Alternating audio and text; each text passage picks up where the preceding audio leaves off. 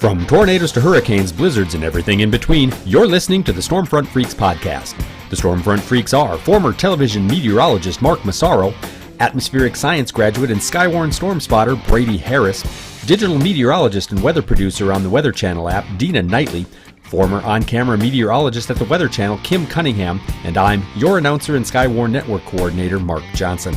Now, here's the moderator of the Stormfront Freaks podcast, Skywarn storm spotter and chaser Phil Johnson.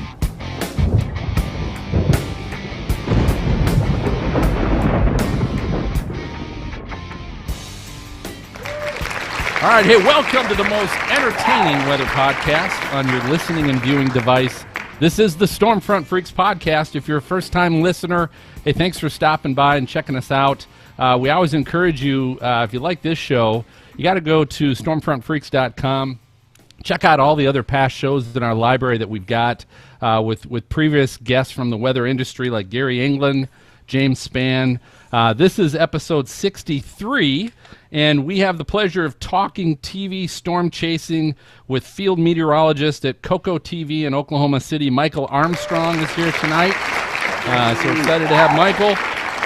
He'll be facing our lightning round, and fan favorite Weather Fools is going to be back tonight, as well as the return of Weather's Believe It or Not. But before we get to all that, let's go ahead and introduce our co-host. Maz, I'm going to start with you. What are you drinking tonight, sir? Okay, so I decided to go Mexican tonight. You can pronounce it Tecate, or you can pronounce it like some of the folks back home, Tecate. Tecate. But it's light. I like Tecate. That's good. I like that. Yep. Like, I drink Tecate and then I do karate. That's right. That's funny. That's funny. All right, MJ, what are you drinking? All right, tonight we're drinking in a frosty mug. Look at that. Castle Danger Cream Ale brewed on the shores of Lake Superior in Two Harbors, Minnesota. Castle Danger. Wow. You had it guys before? come up with the best Yes, beers. I have. Their cream ale is good. I like it a lot. Very nice. Very nice. All right, Maz. What, I did that already. Dina, Let's what are you do that. drinking? Deja vu. I have kind of a Tecate. weak Long Island iced tea. It's pretty good. I didn't have everything, but, you know, does Strong? the job. It does the job. Okay. Yeah. That's good. Well, tell you what, I'm going to leave it with you. We're going to go ahead and get to our guest tonight. All right, tonight we welcome meteorologist Michael Armstrong. He's a field meteorologist and executive weather producer at KOCO-5 First Alert Weather. When severe weather threatens Oklahomans, Michael leads the local coverage from the field in First Alert Storm Command. He's earned numerous awards for his role in severe weather coverage, including the National Edward R. Murrow Award and Heartland Emmy. Michael has a Bachelor of Science degree in meteorology from the University of Oklahoma School of Meteorology. So, Michael, since you're the field guy, I guess I want to know, like, what's the most intense weather you've seen in the field? Most intense weather in the field certainly has to be May 3rd, 1999, and it's amazing we're coming up almost on 20 years on that. As a matter of fact, actually, today's the 20th anniversary of really kind of one of my first tornado events, which was October 4th, 1998 in central Oklahoma. We had several tornadoes that formed. One was an F3 that hit Meeker, Oklahoma, just east of Oklahoma City at night. And so I was actually thinking about that today and just how crazy it is to be on with you guys this evening as these anniversaries are coming up. And, you know, it just doesn't feel like I've been in the business, 20 plus years, but here I am. Wow. You look too young. I know. I was thinking, I 20 years. didn't want to ask his age because I'm like, you look. Well, I'm still trying to point everybody to the fountain of youth, yeah. But I have 4 kids, the oldest of which is 17, so trust me, I'm older than I look. Well, chasing does well for you. Yeah, there you go. That's right. So, Michael, exactly right. Michael, tell us a little bit about what your day is like. So my understanding is you work a lot with some of the contracted chasers you have for KOCO, right? And I think that's really unique, is kind of to find out a little bit is how you're coordinating. You wake up on a high-risk day. How are you coordinating all those storm chasers? Kind of tell us a little bit about the beginning of the day, and then once the storms start initiating, what's your relationship to the live coverage you guys are doing?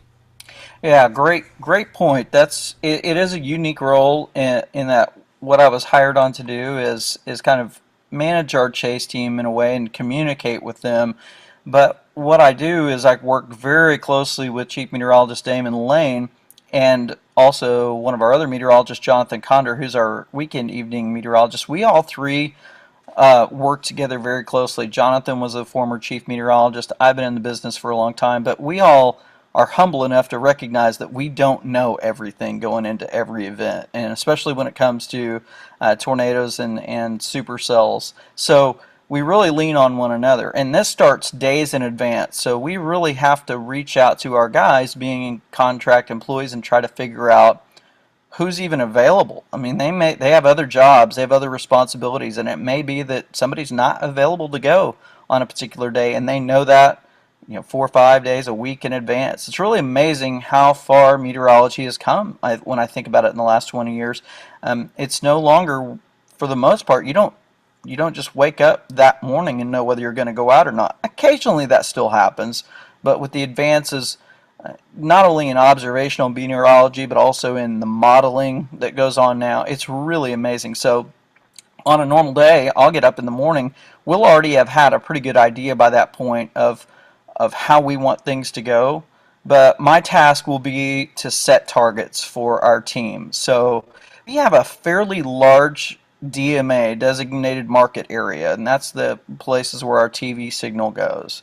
And so because it's fairly large, and a lot of times our risk areas will cover the whole area, we can't afford to have everybody be on one storm, and that's frustrating sometimes for our chasers. So I work very hard to earn their trust and let them know that we're always going to make it as fair as we can. If somebody ends up on a great storm, and of course everybody's wanting to see the tornado and all of that, we try to really kind of even things up. And if somebody gets a great storm, then the next time maybe some other guy will kind of get to go where they want to go. They'll have their first choice. But what I'll do is set up targets and coordinate all that. So my day starts very early on severe weather days now, and really I think of it so different now as a broadcast meteorologist with social media now, because we're kind of always on. I mean, people are thirsty, they're hungry for severe weather information, particularly on big days,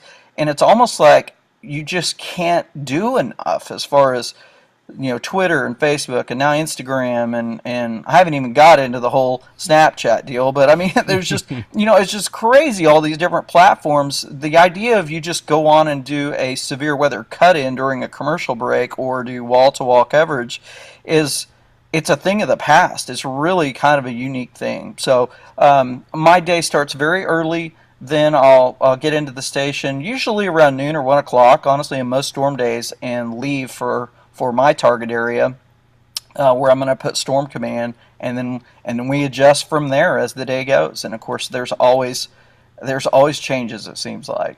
Now, how many guys do you have, and how many of them do you let actually storm chase from their garage like you're doing tonight? Yeah, well, all the time. They do remote chasing, right? There's a picture up of a storm. Yeah. Look at that! Yeah, I'm an instant hero. Look at this huge tornado I saw today. Now, do you have many guys that are contracted? Yeah, well, we do, and so we do a mix at KOCO because we have some photographers.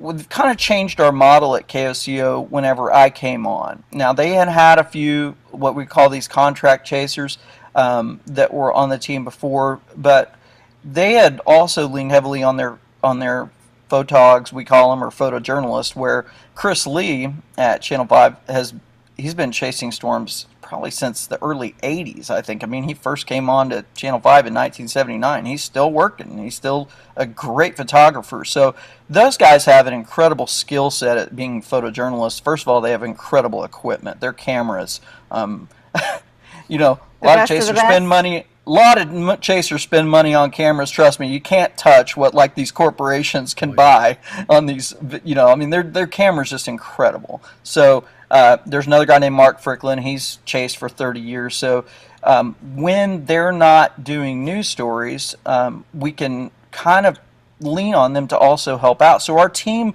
we just expand it however we need to. So it could be as many as 10 or more teams out in the field. As far as what we call our core chasers and like our contract chasers, right now we have 4 to 5 of those guys. We're actually getting ready to bring on a couple of more onto our team as we've gotten, again, you put in for resources and the company decides, yeah, we can do that, or no, we can't. So we're getting an opportunity to expand a little bit in that area, which we're excited about. Is that because you fired some folks? Is that why? Yeah, well, no, that's not it at all. You guys are going to try to get me in trouble all night long. I can feel it. I can feel it. So are these all, Michael, are they all contracted, or are any of them actually employed by the station? Well, the photojournalists are employed, but the rest of our guys are not. And I am. I'm a salaried meteorologist, so I also fill in on the air. So I seriously put on so many different hats. My schedule changes all the time. I'm helping with what we call our executive weather producer. So I'm helping coordinate with all sorts of different segments that we're trying to produce week in and week out. And then I'm chasing, and then I'm filling in sometimes. Like this weekend, I'll be filling in for Jonathan on the weekend evening. So yeah, but that's got to be nice. Changes. That's probably nice. It keeps it from getting stale. It's a good mix. It really is. It just, the idea of it being 8 to 5, forget about it. I mean, the weather does not wait on anybody. So think about it before you want to stand in your shoes, is what you're saying. And honestly, whoever, like, if you got a significant other, you got children, whatever, they all have to kind of buy into it. They just have to know that, we're kind of like first responders. Like you just get up and you may be called at a moment's notice, and you go. And like I said, the one good thing that I think about today now is we can generally plan ahead so much better because the computer modeling has improved amazingly. So let's talk a little bit again about, so let's say all the storms now are initiating, and you've got, how many teams out? 4, 5 maybe on a big night when it's spread out? Yeah, and it could be as many as 8 to 10. Okay. Yeah. So what's going on back at the studio as far as how does that communication work with all the chasers and who you decide to go to with the live coverage? How are you working that? Yeah. So once I get out in the field in Storm Command, what I'm doing is I'm texting, I'm talking with our Mets back at the station, and and by the way, do you always get the best spot? You're like, hey, I'm taking here's where the ridge is, and they're all going, damn, I want that. I'll be in my garage. Yeah, you get the best spot all the time, I'd imagine. Well, what we end up doing is they have invested a lot of money in Storm Command, so they want it to lead our coverage. So I'm tasked with kind of being on at ground zero. Too bad. And he's so like what the we Jim end up Cantori, doing, he gets the best spot. well, what we end up doing, and honestly, I mean, I make mistakes just like everybody else, and I don't care how long you've been doing this. You can't always get on every great storm. There's just too many miles to drive, and it's just that way. So, but at the same time, we may double up on a storm or something like that. I mean, it's not like I try to swoop in and take over the storm or anything like that or whatever. But, we also chase with the helicopter. So with Sky 5, they can get to areas faster than I can, like if it's in a different region of the state or whatever. So we really try to make sure that we're covered. And I go back to, do you guys remember the Katy tornado or Wynnewood tornado a couple of years ago in May of 2016, southern Oklahoma? Maybe. It was a pretty intense tornado, but it was right on the fringes of our DMA, our designated market area. So we had a risk of supercells and tornadoes right in Oklahoma City. Well, it looked like southern Oklahoma was going to be the place to be. Well, it ended up being that way, but we had a risk everywhere. So we ended up also having a tornado in a severe thunderstorm watch box across northern Oklahoma up near Stillwater, not too far from the campus of Oklahoma State University. So we had multiple tornadic supercells, and that's a perfect example where if I had taken off and bolted and the rest of our team had, we would not have been covered in other areas, and we would have been letting our viewers down. So it takes a lot of discipline to do what we do, and that's the big difference between what I would call freelance chasing and doing what we do in the media side. That's why you're Storm Commander. That's it. Storm Commander. That's part of it. Yeah. You should copyright that, because that is cool. I want those on my plates or something. KOCO. Wow, that Yeah. place sounds like it is really ready. I mean, they've got helicopters. They've got I mean, they sound like the place to be if you really want to chase. It is, and we've done it for a long time, and kind of, I don't know what you say, perfected it. It's never perfect, but we're always getting better because we practice it a lot. And, you know, when I think about it, sometimes I think about other areas of the country. It's just not really even feasible. It's not possible when you've got trees and hills and craziness. Like, I was trying to think about, you know, trying to chase North Carolina when Florence came in or whatever, and I'm like, that sounds like a nightmare, honestly, just because we've got the plains, we have some wide open spaces. We can see storms sometimes 30, 40, 50 miles away. It's just, wow. Yeah, I mean, so it lends itself to storm chasing. What's There's that? like no trees in Oklahoma, right? There's actually, there's quite a bit, but there's, 5. the further west you go, 5. There's more than that. It's called green space. You trust me, like, especially you go east of I-35, and that's an area that I don't really particularly enjoy chasing. We do it because we have viewers who live there, but it gets a lot harder, and so it gives me a flavor for what it's like to, I mean, I don't even want to think about it, like trying to chase in like the Ozarks. I mean, one of my first chases was actually over into Arkansas, and it was a frustrating experience just because it's hard to see anything. So I interrupted you when you were explaining, which I do all the time, but you were explaining a little bit, Michael, what's going on with command with you and at the station when now storms are hitting. You guys are live on TV. Yeah. And I'm a chaser, and I've called in on whatever line I'm listening to, and you said you got 5, maybe 8 chasers out there. Yeah. How is that being coordinated with whoever you've got at the station? Who's going, okay, I'm going to go live to so-and-so who's over here. The best shot. Who's ever got the best shot, right? How is that That's all right. being coordinated? Explain that process. Because Yeah, I think that's extremely unique. So all of our streams come in to basically one centralized computer that's divided up into multiple number of screens. So there's a communication meteorologist who will work in tandem with a radar meteorologist. And then those two, there's really kind of a three-headed monster, if you will. There's the person on the wall, on the weather wall, who's delivering the coverage. And then you have a radar meteorologist who's analyzing radar kind of behind the scenes and watching out for other storms, tipping off the person who's on the wall, which is Damon, typically our chief meteorologist. He's on the wall delivering. And then you have our communication meteorologist, and that can vary between our morning meteorologist or our weekend morning meteorologist also. So it becomes a well-oiled machine. It sounds pretty complicated, but it really, everybody kind of knows their role and they know their responsibility. And that's the thing, is it really is a team sport in a sense. Everybody's got to know exactly what their responsibility is, and it's long hours and it's very intense, because there's times whenever it can go pretty dull for a while, honestly. I mean, storms are just not really getting their act together. You're not having tornadoes. They're not that bad. And all of a sudden, something, a light switch will flip and things will just amp so fast. And you've got to be ready for that moment when that happens. Other times it just starts off big and bad from the beginning of the storm, and it just stays that way for hours and hours and hours. And so it really changes a lot. So there's a lot of coordination that takes place. What I do, I set the targets initially in my role.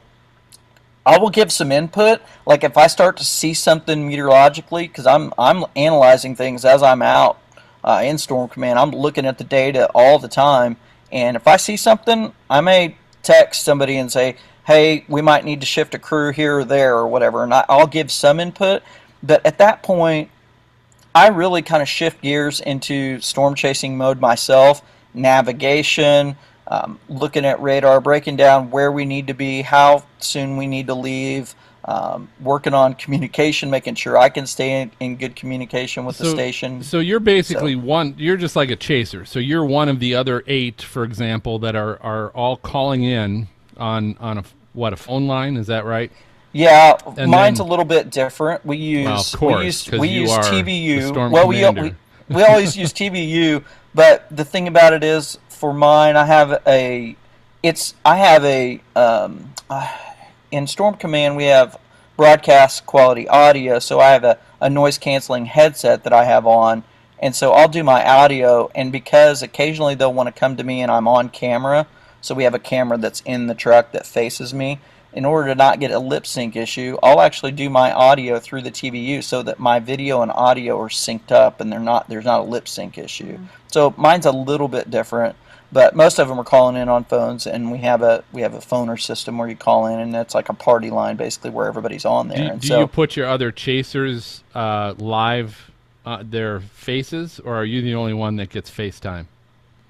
Yeah. Are they just showing their storms and whatever cameras they have on their vehicle? Right. Most of the time, it's their dash cam, or what we're putting 360 cameras, cameras that sit on top of the vehicles that rotate 360. Those are awesome. So who's back? So at I'm the usually station? only the one on the air as far as my face goes. Right. From So the field. Michael? Who's back at the station that's telling Damon or whoever else that's saying, okay, Michael's on something right now, let's go to him, or Jim is on something, let's go. Who? Right. Not who, but what's that role?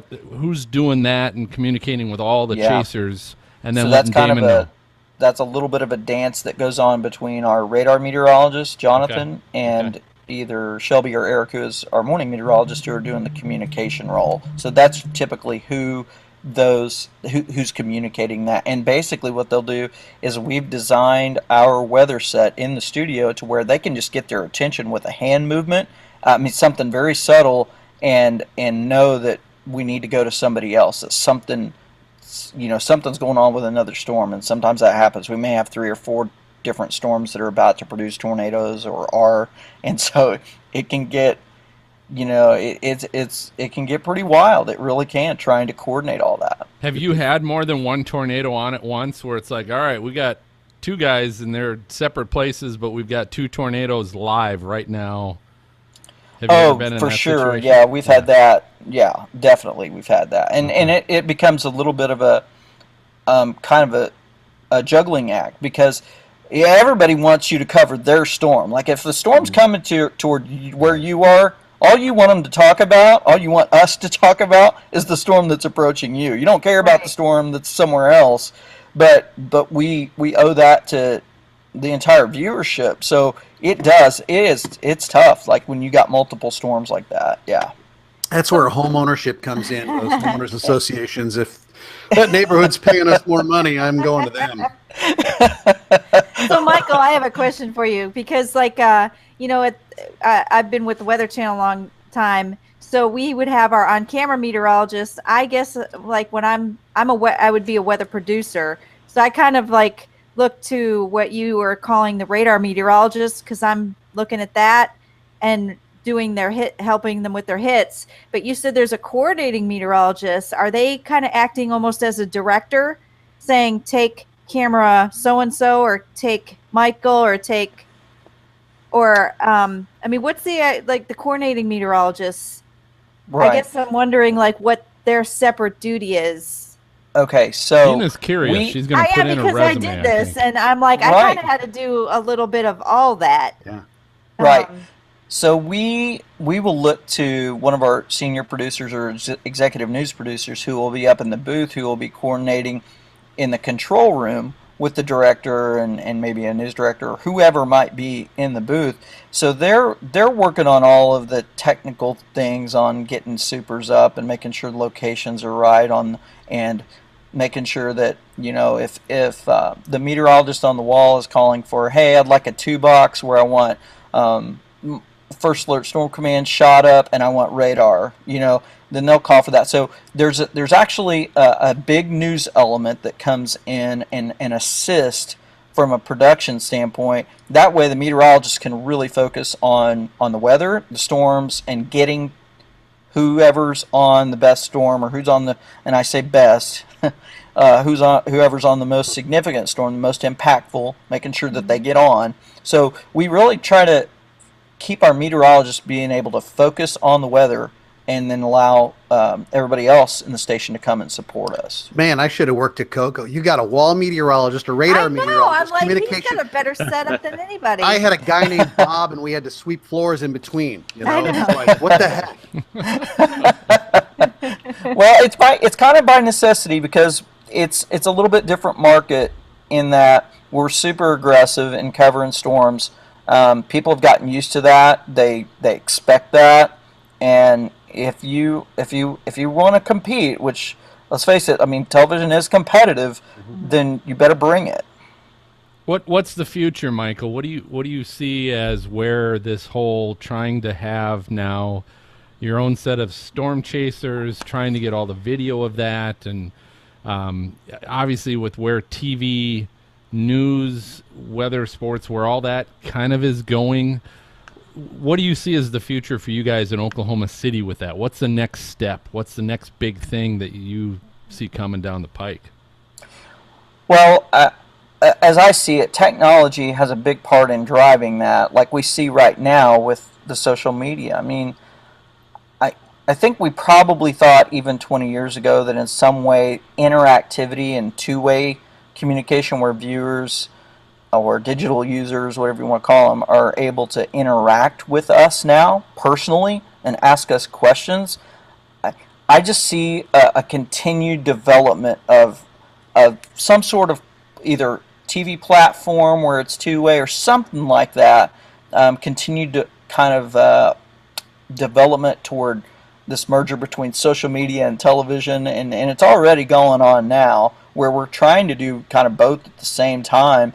But it really brings a different component into it, because as someone who's out there and they just want to know, is the storm coming to my house? Well, now they can ask you a direct question. And you know, for me, I'm out in the field. Sometimes I have time to answer those questions, sometimes I don't. I try to get to as many of those as I can, but we also have meteorologists who are doing that back in the studio. And I really think that that's going to be a much richer experience for the end user, for the viewer, over time, because it really opens up the opportunity for someone to get the information that's most important to them, and really that's kind of the name of the game, and that can be tough. You know, when you think about it, our viewership on severe weather events, especially a big one, will surpass the Super Bowl experience, honestly, for the ratings. I mean, there's that many people watching severe weather coverage. Just incredible.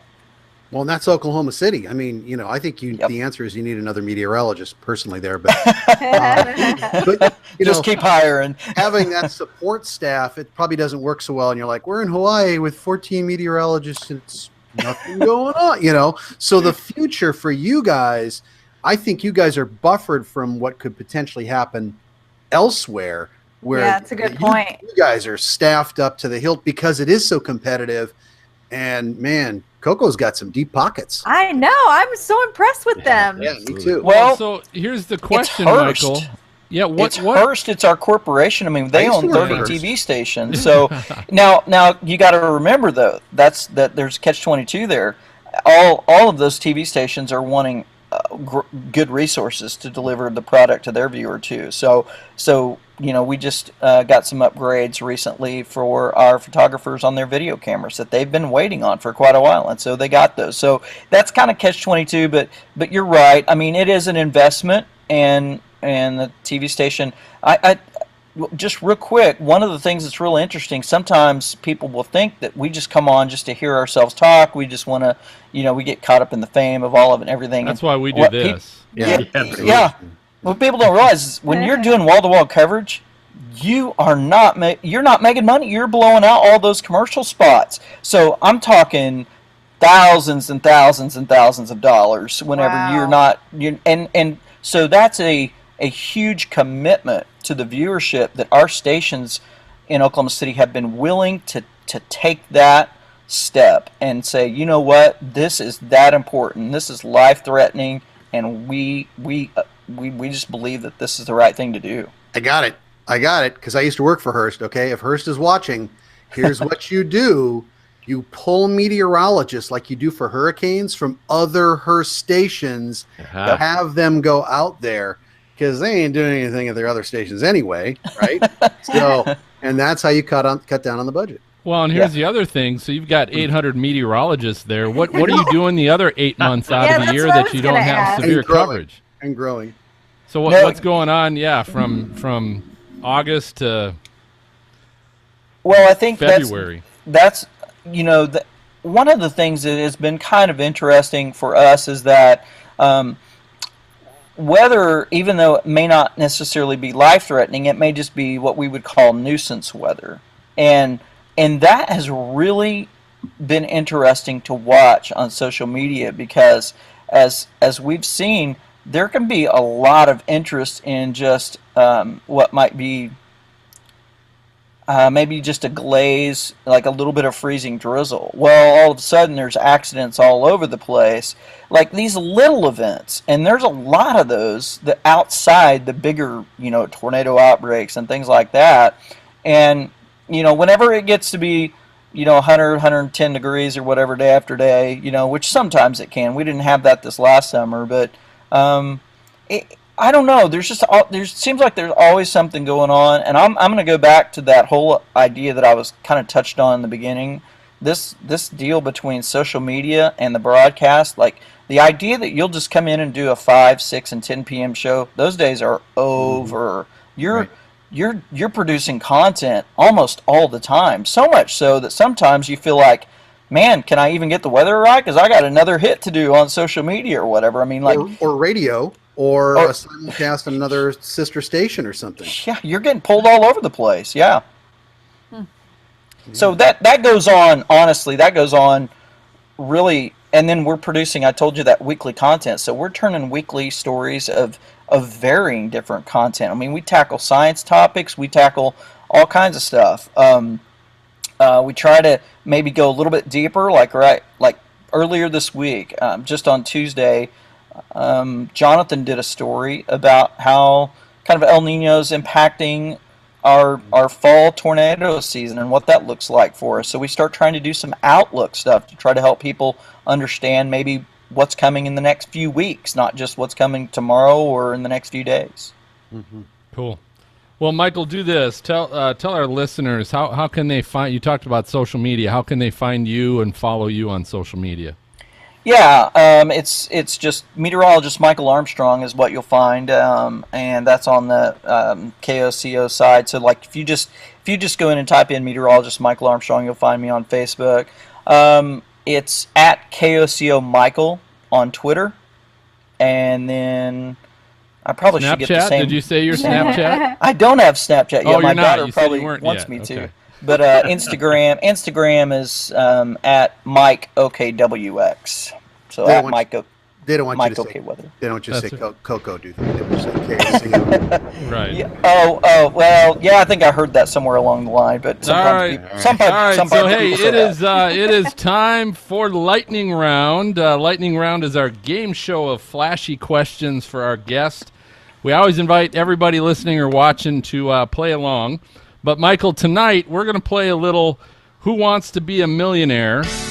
Me. And here's what we're doing. So Michael, you've got 4 kids, correct? Correct. What are their ages again? Let's go through their ages. Okay, 17, 14, 11, and 7. He's almost 8. Okay. God bless you, man. Woo! So here's it's exciting. Here's what we're doing. So with our Who Wants to Be a Millionaire, your questions are going to be centered around the 2018 Kids' Choice Awards, because you got to know this stuff, right? If you got all these kids and you got all these different ages, you better know what the trends are with the kids. Ooh, is that fair? It's going to be fun. All right. So we'll play this. I'm getting, I don't know, nervous. All right, well, here's what we're going to do. So we'll play this like Who Wants to Be a Millionaire, which means you got lifelines. So one of your lifelines is 50-50, so I'll take away half the answers and leave you with the other half. That's one of them. Right. The other lifeline is you can pull a freak, so you can pick any one of the freaks Dina, Maz, or MJ, any one of them, and you can ask them, and then we'll or that's Ask a Freak. Then we'll do Poll the Freaks, and we'll ask all of them what they think. Who's that waving saying, not me, not me? I don't know. Not me. Not me. That'd be me. Wait, All right. is your garage door down? Yeah, it is. So every time you miss a question, you got to run the engine for 3 minutes. Oh, wow, all right. Happy with us. All right, so here's what we're going to do. I have got, how many do we have here? We've got six of the categories for the Kids' Choice Awards. I've got 6 of the categories, and what I'm going to do is I'm going to give you all the nominees, and you have to tell me who you think actually won in that particular category, okay? Okay. So the first one is, this is Kids' Choice Award Favorite Movie, and the nominees were Beauty and the Beast, Guardians of the Galaxy Volume 2, Jumanji, Welcome to the Jungle, Pitch Perfect 3, Spider-Man Homecoming, Star Wars The Last Jedi, Holy The Greatest Showman, and that's Wonder rough. Woman. Wow. So- okay. What? so- Do we know the age of the kids at all? I just, no. No, Who voted okay. for this is kids, man. so it could be any of them. You can kind of get a general idea, I think, with the movies. Yeah. That it's there's- not. It's probably not your 7-year-old that was probably involved in a lot of this voting. It's probably more the tweens to teens. Yeah, probably. So again, Beauty and the Beast, Yeah. Guardians of the Galaxy, Jumanji, Pitch Perfect 3, Spider-Man, Star Wars, The Greatest Showman, and Wonder Woman.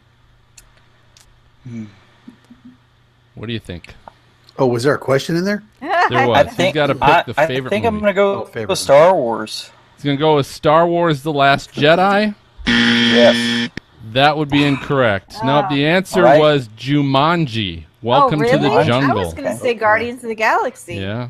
I was a little surprised by that Even myself. though Wonder Woman should always So, pick so everything. guess the ages of the kids now, okay? So 'Cause my it's- kids saw Jumanji. They actually liked that It was one. cute. It was a cute movie. I like Yeah, it the was a good Robin movie. Williams one better. But all right, here's the next one. Favorite movie actor. It's either Ben Affleck from Justice League, Chris Hemsworth from Thor Ragnarok, Ooh. Chris Pratt from Guardians of the Galaxy Volume 2, Dwayne Johnson from Jumanji, Welcome to the Jungle, Kevin Hart from Jumanji, Welcome to the Jungle, or Will Ferrell from Daddy's Home 2. Affleck, Hemsworth, Can I Pratt, just Johnson, Hart, Ferrell. How know, many I go with questions? How many Thor. questions do we have again? We have Dina total of votes for 6, so we have 5 Total left, 6. and you got 3 lifelines. 3 lifelines. Well, I better start using them. Yeah, you better. Let's fire out a 50-50 then. Let's All right, narrow this down a little 50-50. bit. I'm going to give you 3. It's one of these 3. It's either Chris Pratt, Dwayne Johnson, or Kevin Hart. Okay. Well, I'm going to go with my first thing I thought was Kevin Hart, so I'm going with that. That would be incorrect. Now, you had the movie right. The Rock. It was Johnson. Dwayne Rock? Johnson, The Always Rock, go with The in Rock. Jumanji. So Jumanji's got 2 here. All right. Well, I just thought that humor side of Kevin Hart maybe might get it funny. in Jumanji. The He's Rock funny. has the All big right. muscles, though. He's funny. All right. Well, Favorite movie actress. Favorite movie actress. Anna Kendrick from Pitch Perfect 3. Daisy Ridley, Star Wars The Last Jedi. Emma Watson, Beauty and the Beast. Gal Gadot from Wonder Woman. Zendaya from The Greatest Showman and Spider-Man Homecoming. Or Zoe Saldana from Guardians of the Galaxy Volume 2. So Anna Kendrick, Daisy Ridley, Emma Watson, Gal Gadot, Zendaya, or Zoe Saldana. Was she Wonder Woman? Gal Gal Gadot was. Yes, Wonder Woman. she Come was on. Wonder Woman. Have you met Yeah. me? You know I love my Wonder Woman. Yeah.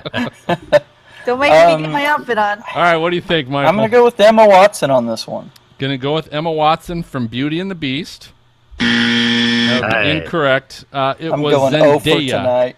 and I don't know who Zendaya is, but she No. was I've in The never Greatest heard of her. Showman, and she was Spider-Man: Homecoming. Okay. I guess. Yeah, I actually okay. don't know No that way. name. All right, so that's She 3. beat So Gal Gadot. That's a we surprise. are we are halfway through. Next one, favorite animated movie. Favorite animated movie, 2018. Captain Underpants, the first epic movie. Cars 3, Coco, Despicable Me 3, Ferdinand, Smurfs: The Lost Village, The Emoji Movie, or the Lego Batman Movie. There's just plain too many choices. I There's know, a there's lot. too many Actually, choices. I I know, probably that's the should have thing. narrowed it down, but I oh kind well. of used on to the age, like too. 4 multiple choice. This is Yeah, crazy. that's all right. Hey, baby, All this right, is now- Stormfront Freaks, man. You gotta be ready. That's right. It's either A, B, C, D, E, F, G, H. So- Dina, help me out. All right, I- so he's going to Dina. Now, Okay. Dina, it's Captain Underpants, Cars 3, Coco, Despicable Me 3, Ferdinand, Smurfs, The Lost Village, The Emoji Movie, or Lego Batman Movie. I'm gonna go with Despicable Me 3. Okay, but- that was my first. That's a good one. That's Yeah. my That's first what you were gonna pick. say, So let's too? do it. So, final answer: Despicable Me 3. Incorrect. I would Now have this guessed that. Sorry, is Michael. this is a little more advanced. You know, we're obviously in the Is the it Coco? tweens, teens. It is Coco. I know. It's not, you know why? How ironic. You Yeah. work for Coco. Right. No, I knew. Yeah, There you exactly. go. I'm sorry. KOC. You know, Coco was a Yeah, little bit spelled more differently. advanced. It was a little bit more advanced movie, and obviously there's more thinking involved. All right, last two. Here we go. Was You got Coco one the lifeline. skeleton? Was Coco the skeleton one? No. Yeah, it was. Yeah. Yes, it Ghost? was. Okay. The Mexican. Something, yeah. Right. Day of the day. All right. So you got one lifeline left, which is Pull the Freaks. This is favorite music group. Favorite music group. We Okay. got Coldplay, Fifth Harmony, Imagine Dragons, Maroon 5, The Chainsmokers, or 21 Pilots. I have never Coldplay, heard. Fifth Harmony. God, I hope Half they of got them. chain smokers for the kids, don't you? It's 5. I never even heard of half of them. I guess I'll say my lifeline for the last one. I'm probably gonna go over tonight, but I'm really thinking Imagine Dragons. So Imagine Dragons. Now, here's what I'll tell you. That is my son's favorite as well. That was his first concert he's been to, is Imagine Dragons as well. So I Okay. think that was a great pick. Or Maroon 5. However, that is And- incorrect. yeah, It's Fifth Harmony, and that's the one that I really haven't I heard a whole lot don't about. know I've who never they even are. heard of them. really Fifth Harmony. interesting. Sorry, I don't I'm gonna know have if to it's go Fifth Harmony, get but Here we on. I've go, never heard of baby. you. Let's roll it up here for the last one. All This right. is Alright. this is favorite TV show. Favorite TV show. Okay. Okay. Fuller House, Henry Danger, KC Undercover, Saban's Power Rangers Ninja Steel, Stranger Things, The Big Bang Theory, The Flash, or The Thundermans. I got Oh it. man, there's I a got lot. I've heard of 2 of those. Love all the weather I got it. TV shows you got That's in here. true. Okay. That's true. You we're guys know pulling what's the coming, freaks. so We're pulling the here's freaks. the So Dana, poll. what? So here, I'll give it again. Fuller House, Henry Danger, KC Undercover, Power Rangers, Stranger Things, Big Bang Theory, The Flash, or The Thundermans. Man, because it depends on the age. Because I'm gonna either go with Stranger Things or The Flash. But maybe Boy. Stranger Things. Stranger Things. All right, Okay. Maz, what do you think? Yeah, I'm thinking Stranger Things. Everybody I was talking to is watching. Yeah. All right, MJ. I can go with Stranger Things. My long shot is Fuller House, though. Okay. All right. So there you go, Michael. What do you think? Take their advice or leave it. You can do what you want. I'll tell you, there was a part of me, just because my son's really into the whole Power Rangers thing, but I'm biased because of that. And I think it's probably more of a boy thing from what I've noticed. So I will stick with the panel. I will drop the Stranger Things. So we're going with Stranger Things, and Yes. and I will say this, judges. That is Yay! correct. It was Stranger You Things. saved me! All right, way to finish strong, and that you guys started figuring out, which is thinking, all right, what is going to be a that the boys and the girls will like, not just the boys, not just the girls. What Michael? Do you have boys or girls or combo? What's it like? Both. I have my oldest is a girl, so girl, boy, from oldest to youngest. Oh wow. Okay, so you got a mix, so you nailed I that. do. All Yeah. right, way to finish strong, brother. You have 1 out of 6. Yeah. Hey, you Well, weren't that- skunked. That You was weren't really skunked. hard. That was hard. It was I hard didn't get 'em because either. yeah, I should have probably narrowed it down to 4, and I gave you like all of them that were there. But Well, You gave us it's 16 apiece. it's interesting because just this couple months ago I took the CBM test, Certified Broadcast Meteorologist exam, and it's like 100 questions, multiple choice, but you have 4 or 5 answers instead of 20. yeah, right. All right. So we're going to go ahead. We're going to take a short break. Go ahead and refill your drink. And when we come back, we're going to have your favorite weather fools. Yes, you made it back. You're back, and it's time now for Weather Fools. Weather Fools is an interesting segment derived many, many moons ago about trying to find people who are doing things they probably shouldn't be doing in the weather. Now, your mind can go all over the place with this one, but I think Phil's got at least one, if not two. Am I correct? I do have two, so I'll let's do this. We'll do the first one. Is crazy. So both of these come from Twitter, actually, and so it's amazing. I had a number of them have been saved up because we don't do this segment every single episode now. But so the first one I'm going to share with you guys is this is from Severe Weather EU, and they're showing this big not a wall cloud, but I can't even think of the word now. Shelf cloud? Thank you. Shelf cloud that's coming in. And the funny thing is right away at the beginning of the video, you see the shelf cloud. Now you see a little water underneath, and you're like, okay, it's like on the water. Maybe it's coming off the water. But as the camera pans along the shelf cloud, all of a sudden you see the fact that they're on a frickin' boat. On a boat. So here they are. This is apparently in Argentina, but they're fishing on a boat out in the frickin' ocean, and here's this massive shelf cloud that's basically coming their way. The funny thing is there is a spot, if you can even see this, you can see the inflow where the wind from the water is actually going towards the shelf cloud. It's just barreling the water is kind of, or the spray off the ocean is kind of going towards the shelf cloud, and you're like thinking, and these guys are fishing, going, look at this. They're holding their beers. They got their beers. That's probably true. So I'm sorry, but unless they were to turn the camera all the way around and you see that, it looks like they got a fish even. I was going to say, he's going to get that one, yeah. Flying fish. Unless you turn the camera all the way around and you see the coastline like right there. These guys are definitely weather fools on that. The other one that I'm going to share with you also from Twitter, this is from Genzu Scott. So it's at JENZHUSCOTT. And this was from Typhoon, and get my pronunciation correct because I'm going to screw this up, but Typhoon Mangkut? Mangkut, yeah. It's hard to say. So Typhoon Mangkut, and so you got to catch this right away. So I'm going to show this video. And I don't know if did you see that guy barreling in there again. Yeah. I'll play it again. But look at that. So the winds are screaming, and this someone's just taking their phone and they're taking a camera shot. They're probably protected, but it's out on the courtyard of a hotel or something. The palm trees are just blowing, and the rain is just coming down, and there's already someone laying down on the ground up against a wall, when all of a sudden you see someone else that's just sliding. Okay, the wind is just blowing them across the courtyard right into the wall next to their buddy, and it's just crazy. Like, what? Wow. Hey, that looks like fun. Not really. That doesn't really look like fun.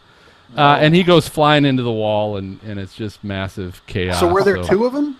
There were. One, it looks like one maybe had already tried it and went flying into the wall, because when the video started, someone's on the ground up against the wall. It's like a brick courtyard, and it's all wet because it's raining. And of course, then all of a sudden, out of the back of the camera, here comes someone that's just sliding. I mean, they're literally on the ground, sliding in the rain.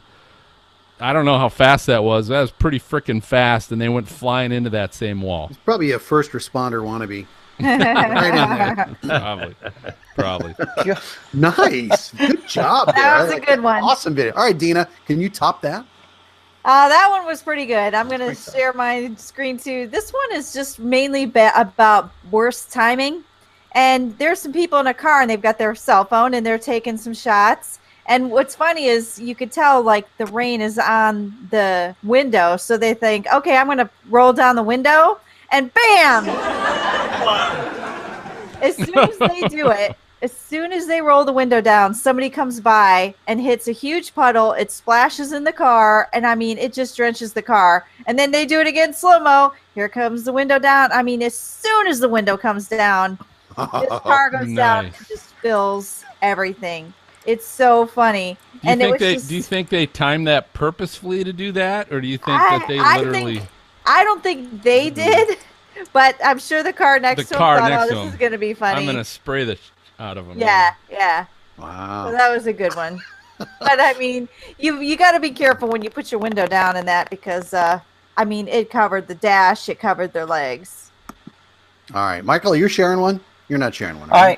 I am sharing one Yes, tonight. good. All Thanks for right, participating. Michael. So what I was going to go with on this is there was this water rescue in Scottsdale. So Arizona got a ton of rain from the remnants of Rosa, which was a hurricane in the eastern Pacific, came up over Arizona, dumped all this rain. Well, I just have to read. I just have to read part of this. So this guy, his name was Cooper Moore. He was 20 years old. He was cited under Arizona's stupid motorist law and slammed with 4 tickets. One of those was reckless driving. Another one was being on the wrong side of the road. So why was this the weather fool, right? Yeah. Yes. He decided to drive through barricades that were in place, and this was his quote. He said he quickly realized that it was a mistake when the water reached halfway up his tires. Oh, God. He said, I thought it was just more convenient going through this, and I didn't see how powerful the water was at the time. And when I got to that point where my car is, I tried to go in reverse, but it stalled and my engine just shut off, and I needed to get rescued. You know it's not convenient? Nice. Dying is not convenient. Yeah. No kidding. It's not convenient moving those things to get past it anyway. I've seen people do that. Like I was out watching some flood. The guy moved the barrels. I'm like, that's Really? inconvenient too. Wow. Yeah, I don't know. I mean, I'm out here in it. We've seen a lot of flooding here, even over the summer in Oklahoma, and we talk about it. And I'm convinced that no amount of shaming or calling people out or even putting them live on the news, it just doesn't matter. People are going to do this kind of They stuff. still do it. Yeah. I know. Yeah. That's what Weather Fools is for. I told Michael that's our contribution to our Weather Ready Nation ambassador that we're a part of. That's how we contribute, is to teach people what not to do Yeah. Yeah. in bad situations. Yeah, and I mean, is there anything that's really worth it? I mean, I see these people and they're just getting, even if they make it out, okay, let's just take the whole like personal safety thing out of it. Let's say you aren't at risk at drowning necessarily, but you've trashed a vehicle, probably the second most expensive thing most people buy in their life, next to their house. And you're just trashing it. Like, why? Just go around. Just wait till the flooding recedes. Whatever. I think people think, oh, I'm going to be late, or it's going to take too long.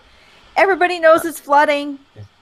If your boss is that bad that they're going to give you a hard time for being late for work, then He just wanted to prove it. Yeah. You know, hey, my car's floating. I'm going to be late. I could get through that. Anyway, Yeah, okay. that does happen a lot. I think you're right about that. I bet. You know, If as you'd our- like to, go ahead. Sorry. I say, as our T-shirt says, everyone, only you can prevent weather fools. That's Yes. true. Very good. And if you want to check out more of these, you can go to episode 63 show notes on Stormfront Free. You're right. It is tough. Welcome to the I haven't done blooper it reel, for a guys. Oh, I totally messed you all up. And welcome to KOCO. All right. Stormfrontfreaks.com, or you can also watch us on your podcast. Right, Phil? I don't know if you can watch Right. us on the podcast, but you can view the show notes a lot of times Well, there you go. on your podcast app. You can So, view the Same link. thing. That's Same it. thing. Yeah. Yeah, it's visual. All right, so we're going to take our final break. We want you guys to stay right here for some bizarre stories in our Weather's Believe It or Not segment. Okay. So you're clapping now. We'll see if you're still clapping in just a second. So you've heard of Ripley's Believe It or Not. Well, this is Weather's Believe It or Not. Interesting things that may or may not have happened. Phil, is yours something that did or didn't? Yeah, so, well, I think the idea is these are things that did happen. It's just hard to believe that they really did. But if Good, you are 'cause I from got one that did. Texas, if you're from Texas, you might be familiar with this story and what happens. But they call it Satan's Storm. This happened back on June 15th in 1960. So, Maz, you might have been around. Thank you. Oh, So Satan's Storm, this was in, now I'm going to mispronounce the name of the town, Copperell, Texas.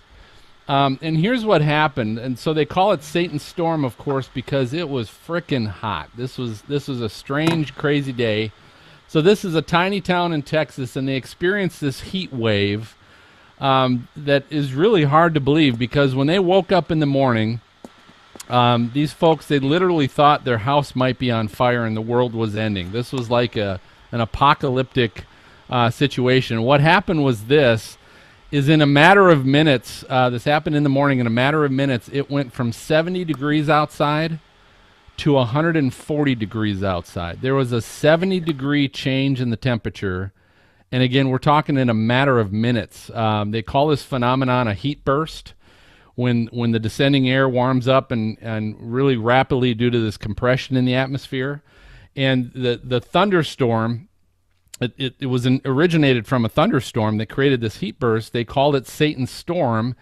Winds got to about 75 miles an hour. It was taking the roof off of storms, knocking down trees. And then following this was this massive heat burst that literally cooked the corn on the stalks, the corn stalks. And people in the town said their thermometers literally exploded. This was back in 1960 when they didn't have digital thermometers. And because it went from 70 degrees to 140 degrees in a matter of minutes. And I'll tell you what, I would think that that's going to be an apocalyptic event myself. Mm-hmm. Right. Free popcorn. It would pop right there. Nice. Man, you'd have to heat. How high up would that air have to start from to I go don't believe 70 that. degrees? That I'm can't trying to get- think of the no. dramatic lapse rate. And No, not 140. Forget it. Get out your slide rule. is it 1 degree per thousand? 1 Okay, degree you're Celsius? thinking too Anyway. hard, because I can tell you're about to have an aneurysm. So Yeah, thank you. stop. Are you Stop. coming down the dry adiabatic was- lapse rate, or It happened. Look it up. Look it up, folks. Satan's Oh, Storm. fine. Look it up. It All right, happened. well, we're going to go back in time for mine, too. Mine is the locust plague of 1874. God, Now, I I hate wasn't those around things. for yours, but I was around for this They one. literally fly right at you, I think. I hate Ew. locusts. Ugh. Oh, Yeah. yeah. And I'll just on a side note, too, before I get into the story. When's the last time you saw a grasshopper? I've seen lately. I've seen them, a yeah. few. Oh yeah, Really? they've been Yep. on the bike path around. Because here. I grew up in Nebraska where they were swarming all the time, and I'm not seeing a whole lot of them anymore, so I don't know. There was a dead one on my porch last night. it got Well, hit on by that note, paper. Should have let the Night for media. grasshopper. All right. So imagine being a farmer in the American Midwest, summer of 1874, all kinds of stuff to worry about. It's a hot, dry July morning, and you see a black cloud approaching your farm. You're like, what is that? It's not smoke. Storm. It's a cloud of locusts. You. Ew. Now, imagine how many locusts you think there would have to be for this to occur. Oh. I'm horrible than at that. 10. I always miss those Oh, games how where you many got to count the M&Ms are in the M&Ms in a jar? jar. Yeah, exactly. Yeah. Exactly. Yeah. Now think Do I about get this. another lifeline? Yeah, there you go. They ate their way across the Midwest, cutting a swath 110 miles wide and 1,800 miles long. What the? That's So it's disgusting. estimated 124 billion to 12.5 trillion locusts. What? And what It's happens somewhere in is- there. You're making this up. No, anyway. It's the So rate. so that summer was really hot and dry, which apparently locusts love that because the prairie plants adapt to the drought conditions by building up a whole bunch of sugar and concentrations, and the locusts love that. So they eat, then they multiply, and then they eat some more, and you kind of get the picture, right? So like- it was so terrifying. This is actually documented by the Nebraska State Historical Society. Whole families starved to death as the hungry monsters caused a ridiculous amount of damage to the farming industry. They ate wooden tools, leather saddles, and even the clothing that you were still wearing. Ew. Giddy Now, the up. chickens loved that because chickens started to devour the locusts, but this turned their eggs and their meat oily and just like nasty. Ew. Oh, And then, of That's course, you just got gross. dead bugs, bug poop coated everything. It And you looked like can't an even oil eat the slick. chickens. I know it, right? Do insects Ew. poop? Whoa. Really? Wow. Yeah. Man, this Yeah. sounds like something straight out of Exodus, like Pharaoh. Yes. And Yeah, like, I know it, it. it doesn't it sound biblical? Where's I mean, Yeah, it Moses when you does. need 'em? How did they still? Where's Yeah. the flood? I should have brought a flood one. yeah. Now I haven't heard of a locust for a long, long time, a big swarm like that. But I had a roommate of mine who got his master's in that, and he was actually tracking. He got his master's in locusts. In locusts, no. In climatology. Sorry about that. And he would actually track the swarms over in Africa. So apparently they're still around. Well, they need to stay Locust in Africa. chasing. Hey, Michael, there's the next thing, man. That's locust swarm chasing. Yeah. Bring your own chickens. Well, I guess I'll have to find the institution that's offering a master's in that. You're gonna have to wear an Iron Man suit just to go over that. Yeah. All right. And if you don't believe us or not, you can check us out on episode 63, stormfrontfreaks.com, and you can check out the show notes there. Are also the link on the podcast. That's right. That's right. All right. So those good stories. All right. Yeah. So MJ, let's shoot it to you. What do we got for any listener comments, questions? All right. We got some comments. We got a question we're going to try to stump all of you with too from one of our listeners. 50-50. We'll start off though with Brolin McKay, who says, "Hey Phil, love the show. I'm working through from show number 1 to current. Wow. Thank What's you." What's he on? I don't know. It's like 3. But he can't get through 3. He stopped at halfway Big through. Big fan. Right? It's only like 63 hours or something. He says y'all are one of my favorite podcasts and far and away the best weather podcast. And then he says, "Thanks for dumbing stuff down for non-Met chasers like myself." And I think dumbing things down is one of our fortes. There you go. That's what makes us so great. Comes natural. So thank you, Brolin, for being a listener. Bobby Stillwell's going to be really disappointed. He's going to make our show here a shout out, but he says, "Glad to hear the return of Brady last week." Really? Yeah. So sorry. That's all right. That's all right, man. Brady disappoints us all the time too. So. I'm just going to get a picture of a cat with a microphone in front. There you go. We'll put a cat poster up in his slot. And he goes on and says, "Really hope the weather troll bot returns soon." It's coming. It's coming back. That one. Yeah. It'll be back. All right. Tweaks. We spent a lot of money on that weather troll bot, 5,000. We can't not use it. Carburetor adjustment. And then folks at past guests, StormQuest game, they tweeted to us, and they tweeted us a link to an interesting video about using drones for severe weather forecasting. It was a PBS video, and we can probably get that in on the show notes. And here's the question for all of you, and you guys are going to know the answer to this, or you're going to have an opinion on this anyway. Do you think they will replace radiosondes someday? Although I'll say this. I don't know if a drone can get that high, for one. But yeah, but they will eventually, I bet. Maybe. Right? But the one thing is, like, at least maybe you could fly it back to yourself. Weren't they doing some stuff with lasers where they were getting some kind of readings? No, don't go, Phil. I don't know. Get my tinfoil hat on. Yeah, we got aliens too. They were working with aliens from Mars to help us out with that too. I don't know. What do you think, Michael? The thing about it is, on that deal though, do you have a drone that's going to be able to go? I mean, what? 70, 80,000 feet or higher? Yeah, I mean, I don't think it'll because Air Force has got them, don't they? They're there now, probably. But I mean, you guys are thinking you're thinking the little 4 propeller things, right? No, you got to think government. You got to right. You got to think. We'll post that video. Well, that is an interesting idea because you might be able to like move them around rather than having to launch soundings from all over the place. You might just be able to take one drone and move it into different places. Exactly. So you might be right. I mean, maybe. That's an interesting idea. How much does a radio sound cost again? I don't know. It's not much.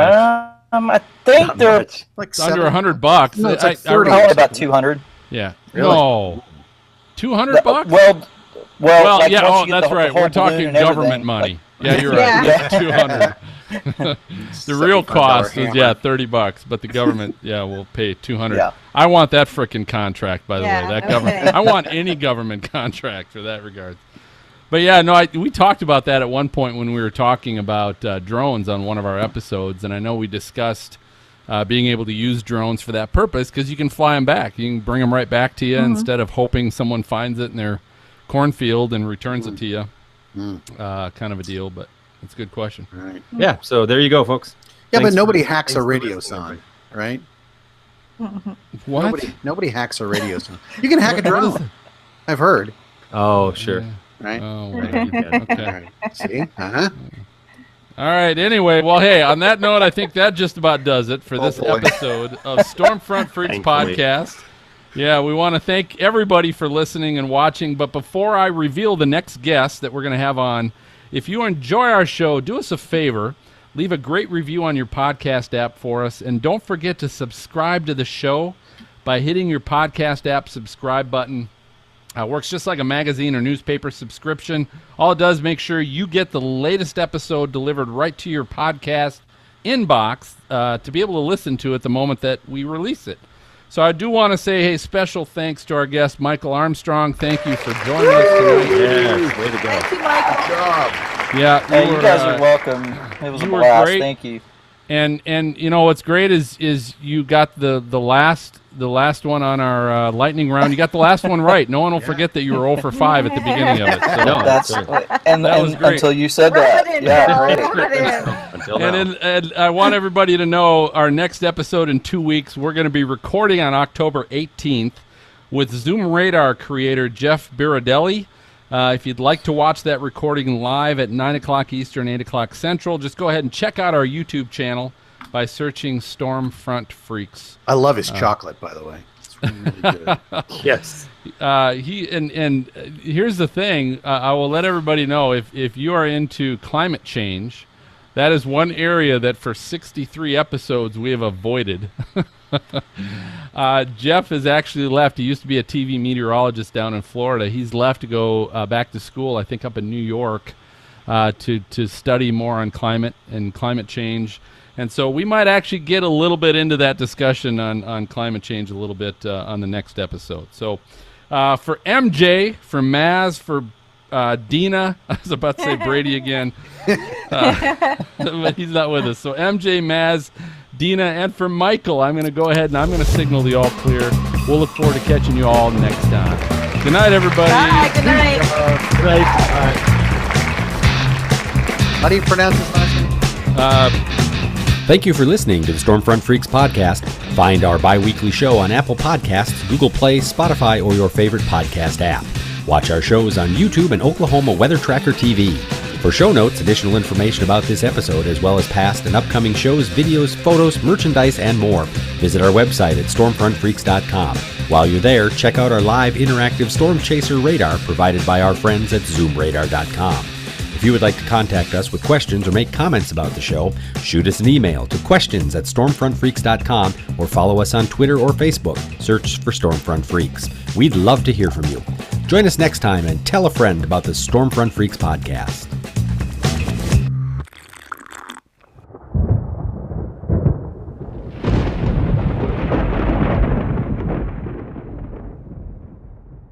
Okay. Let's do it now. MJ, just so you know. LJ. I don't know what's coming.